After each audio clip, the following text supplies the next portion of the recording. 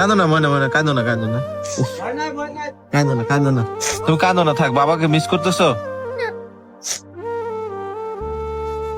রাজধানীর ব্যস্ত এক সড়কে মানুষের ভিড়ের মাঝখানে দাঁড়িয়ে আছে ছোট্ট একটি ছেলে। নাম তার আশিক। বয়স বড়জোর 10 থেকে 12। যে বয়সে তার হাতে থাকার কথা ছিল বই আর রঙিন স্বপ্ন, যে বয়সে বিকেলে মাঠে বন্ধুদের সঙ্গে খেলাধুলা করার কথা, সে বয়সে আশিক দাঁড়িয়ে থাকে রাস্তার পাশে হাত বাড়িয়ে।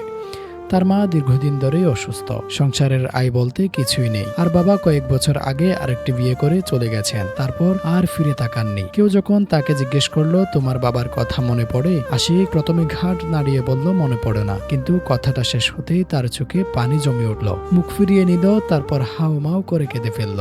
এই কান্না শুধু মুহূর্তের আবেগ না, এই কান্না জমে থাকা অভিমান, এই কান্না পরিত্যক্ত হওয়ার বেদনা। সে বলল আমাদের থুইয়া চলে গেছে, তাই মনে পড়ে না। কথাগুলো বললেও তার চোখ যেন অন্য কথা বলছিল। মনে পড়ে, হ্যাঁ খুবই মনে পড়ে, কিন্তু সেই মনে পড়ার সঙ্গে জড়িয়ে আছে কষ্ট, অপমান আর প্রশ্ন, আমাদের দুষ্টা কি ছিল।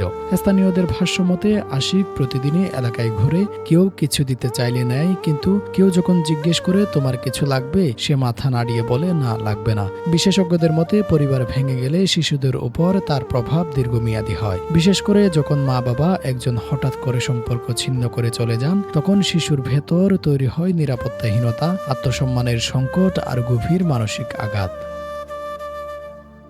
বাংলাদেশের পথশিশুর সংখ্যা লাখের উপরে। তাদের বড় একটি অংশই ভাঙা পরিবার থেকে আসে। দারিদ্র্য, অসুস্থতা, পারিবারিক বিচ্ছেদ সব মিলিয়ে তারা খুব অল্প বয়সেই দায়িত্বের বোঝা কাঁধে নেয়।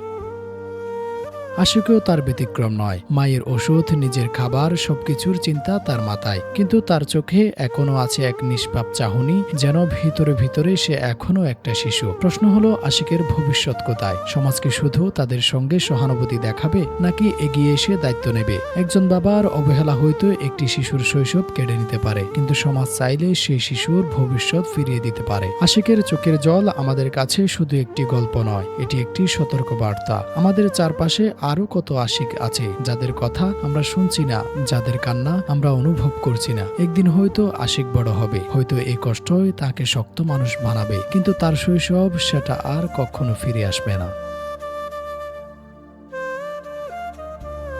Shafiul, true news.